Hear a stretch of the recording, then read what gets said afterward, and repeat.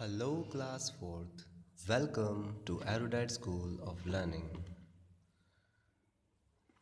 In our last class, we were solving this question number 2, okay, of page number 16 and exercise 1.5.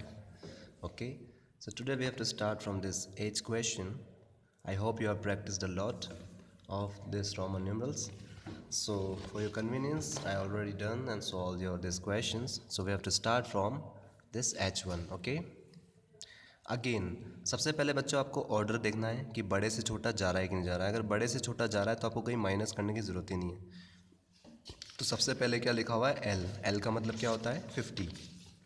ठीक है, ठीक है भाई 50 लिखा हुआ है। इसके बाद देखते हैं इससे बड़ा नंबर लिखा हुआ है कि इससे छोटा लिखा हुआ है। तो 50 के बाद लिखा हुआ है 5। इसका मतलब क्या होता है 5, तो छोटा है। ठीक है, मतलब प्लस तो करना ही है, कहीं माइनस नहीं हो रहा। और 5 के बाद क्या लिखा हुआ है 1। तो कुल मिला के बड़े से छोटा जा रहा है तो हमको पता लग गया कहीं कुछ माइनस हमको करना ही नहीं है। ठीक है, तो सबसे पहले हम सिंबल बाय सिंबल लिखेंगे। एल का मतलब 50, तो 50 लिख दिया। फिर इसके राइट साइड में लिखा है इसलिए प्लस करेंगे। क्या लिखा है राइट साइड में 5, तो प्लस 5। फिर 5 के राइट साइड में क्या लिखा है 1, तो प्लस 1। और सिंपली इन सभी को प्लस कर लेंगे। ठीक है, अगर आप डायरेक्ट प्लस कर सकते हैं तो बहुत अच्छी बात है, नहीं तो आपको साइड में प्लस करके भी बताना है कि 50 में 5 प्लस करेंगे तो कितना आएगा 55 आएगा। फिर 55 में 1 प्लस करेंगे तो 56 आएगा। और साथ ही बच्चों आपको इनिशियल स्टेजेस पर ये चार्ट भी अपने साथ में रखना है। और वैसे भी हम देख के पहचान सकते हैं कि ये 6 है। ठीक है, तो एल के बाद 6 लिखा हुआ है मतलब 56 लिखा हुआ है। ठीक है, जैसे जैसे हम भाई प्रैक्टिस करते जाएंगे हमको ये स्टेप फिर मन में ही हम बता देंगे, देखते ना कि भाई ये तो 50 और ये 6 है 56। ठीक है, फिर हमको ये करने की ज़रूरत नहीं। अभी हम ये सब प्लस वगैरह इस तरह से क्यों कर रहे हैं, ताकि हमको पता लगे कैसे हम फाइंड आउट कर सकते हैं। जैसे हमारी प्रैक्टिस हो जाएगी हम देख के निकाल सकेंगे। ठीक है, अब आते हैं बच्चों नेक्स्ट क्वेश्चन पे। फिर से पैटर्न देखते हैं पहले कि डिक्रीज़ हो रहा है कि इंक्रीज़ हो रहा है। पहले 2 बार सी लिखा हुआ है। सी का मतलब क्या होता है 100। अब हमको याद हो जाना चाहिए कि सी मतलब होता है 100। ठीक है, 2 बार 100 लिखा हुआ है मतलब 100 प्लस 100 करना है 200। फिर 100 के बाद 10 आ रहा है तो प्लस ही होगा क्योंकि छोटा नंबर आ रहा है बड़े के बाद, तो कोई दिक्कत नहीं है। तो 200 में 10 प्लस करेंगे तो 210। फिर 210 में फिर 10 प्लस करेंगे तो 220। अभी भी छोटा नंबर नहीं आया। अब छोटा नंबर आ गया, क्या आ गया 1। और फिर बड़ा नंबर आ गया। तो ज़रूर ये जो छोटा नंबर दो बड़े नंबर के बीच में आया है, तो हमने रूल नंबर 4 क्या पढ़ा था, अगर एक छोटा नंबर दो बड़े नंबर के बीच में आता है तो उस छोटे नंबर को किसका हिस्सा माना जाएगा, राइट वाले का। मतलब उसके जस्ट बाद में जो नंबर लिखा हुआ है उसका हिस्सा माना जाएगा। मतलब इस 10 में से 1 माइनस होगा। ठीक है, और हमको वैसे ही पता है ये 9 लिखा हुआ है। ठीक है, क्योंकि हमने काउंटिंग देख रखी है, ऐसे ही लिखते हैं 9। तो यहाँ तक तो हमने काउंटिंग बोल ली थी 100 प्लस 100 200, 200 प्लस 10 210, 210 प्लस 10 220, और 220 में अगर 9 प्लस करेंगे तो 229। ठीक है, 20 प्लस 9 29। तो इसी चीज़ को हमने बच्चों यहाँ पे लिखा हुआ है। ठीक है, इस सी का मतलब 100।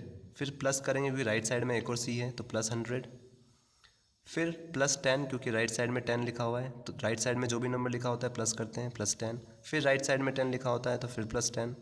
फिर राइट साइड में 9 लिखा हुआ है तो प्लस 9 डायरेक्ट भी लिख सकते हैं। और अगर आप नहीं सोच पा रहे हैं ऐसा तो हम डायरेक्ट प्लस करके क्या लिखेंगे, सबसे पहले 10 माइनस 1। 10 में से 1 गया क्योंकि ये 1 किसका हिस्सा माना जाएगा, इस वाले 10 का।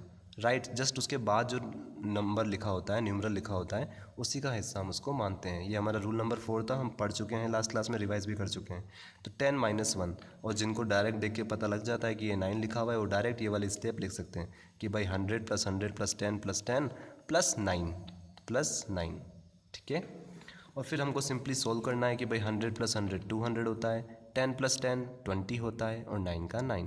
तो 200 में अगर 20 प्लस करेंगे तो 220 आएगा, और 220 में 9 प्लस करेंगे तो 229 आएगा। आप चाहें तो इनको कॉलम में भी अरेंज करके प्लस कर सकते हैं। किस तरह से, ऐसे सबसे पहले 200 लिख लो, फिर 20 लिख लो, वंस के नीचे वंस वाला डिजिट, टेंस के नीचे टेंस वाला। थर्ड क्लास में हम पढ़ चुके हैं ये चैप्टर।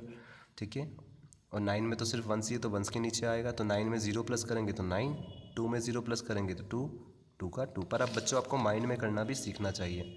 ठीक है, 229 ईजी। बड़े नंबर देख के घबराना नहीं है। 9 ऐसे लिखते हैं आपको पता ही है, और बीच में क्या आ रहा है 100 प्लस 100 200, 200 प्लस 10 210, 210 प्लस 10 220। अब आपको थोड़ा सा माइंड में भी करना सीखना होगा, नहीं तो कॉलम फॉर्मेट में आप जमा के इन सभी को प्लस भी कर सकते हैं। ठीक है, फिर आते हैं बच्चों आपके जे क्वेश्चन पर। अगेन ये काउंटिंग वैसे हमने देख रखी है, ये 2 बार 10 लिखा हुआ है, मतलब क्या लिखा हुआ है 20, ठीक है। और 20 के बाद क्या लिखा हुआ है ये 9, इसका मतलब क्या होता है 9। तो आप चाहो तो डायरेक्ट ऐसे भी लिख सकते थे 20 + 9, इसी को बोलते हैं हम 9। 10 में से 1 माइनस हुआ है क्योंकि 1 लेफ्ट साइड में लिखा हुआ है। तो हमने इसको पहले एक एक करके जमा लिया। इसका मतलब क्या है 10, तो 10। फिर राइट साइड में एक और 10 लिखा हुआ है, तो राइट साइड में लिखा हुआ है इसलिए प्लस किया 10। फिर ये भी राइट साइड में लिखा हुआ है तो पहले प्लस का साइन लगाएंगे, और राइट साइड में लिखा क्या हुआ है 10 - 1, 10 में से 1 माइनस, क्योंकि छोटे नंबर के बाद बड़ा नंबर लिखा हुआ है, ठीक है। अचानक बड़े चलते चलते छोटा आ गया, तो जो छोटा होगा वो उसके जो नेक्स्ट बड़ा वाला नंबर है उसका ही उसको हिस्सा माना जाएगा, उसी का उसको पार्ट माना जाएगा। यही हमारा रूल नंबर 4 था। तो 10 - 1 कितना आया 9 आया।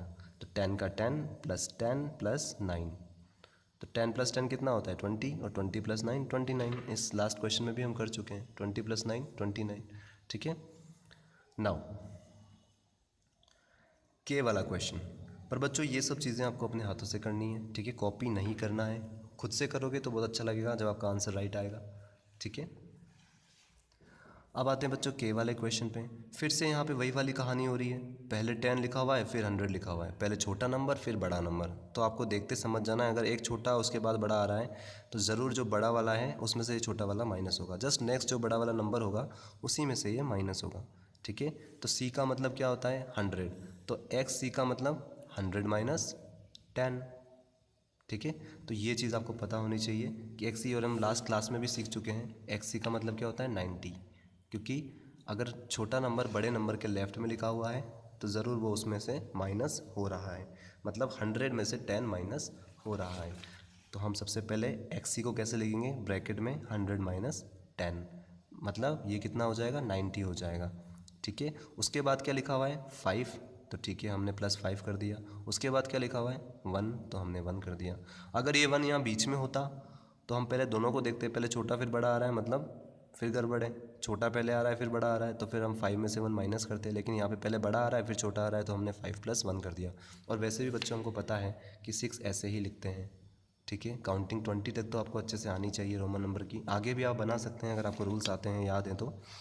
तो कुल मिला के हमारी फॉर्मेशन क्या हो गया 100 - 10 तो 90, फिर +5 तो +5 और फिर +1, 5 + 1 कितना हो गया 6, तो 90 + 6 96, ठीक है। और फॉरवर्ड काउंटिंग करके भी आप लोग प्लस कर सकते हैं, जो सेकंड क्लास में भी आप कर चुके हैं, ठीक है। फिर बच्चों लास्ट क्वेश्चन, यहाँ पे स्पेस नहीं थी तो मैंने आपके लिए यहाँ पे ऊपर कर दिया है, ठीक है। एल वाला क्वेश्चन सब बहुत इजी क्वेश्चन है। एक्स का मतलब क्या होता है 10, तो 10 लिख दिया, फिर दूसरा 10 तो +10, फिर ये भी राइट साइड में लिखा हुआ है तो फिर से +10, और फिर राइट साइड में क्या लिखा हुआ है 1, तो +1, तो 10 + 10 20, 20 + 10 30, और 31। तो हमको ये भी पता लग गया कि रोमन नंबर में 31 कैसे लिखते हैं, ठीक है। तो बच्चों इस क्वेश्चन से कुछ चीज़ें हमको ये भी पता लगी कि भाई 229 कैसे लिखते हैं रोमन नंबर में, और कितने सिंबल का यूज़ हुआ है, सिर्फ 3 सिंबल का, एक तो सी का, एक एक्स का और एक 1 का, तो हमने 229 लिख दिया, ठीक है। तो बच्चों इसी तरह से आप अपनी खुद से भी काउंटिंग बना सकते हैं।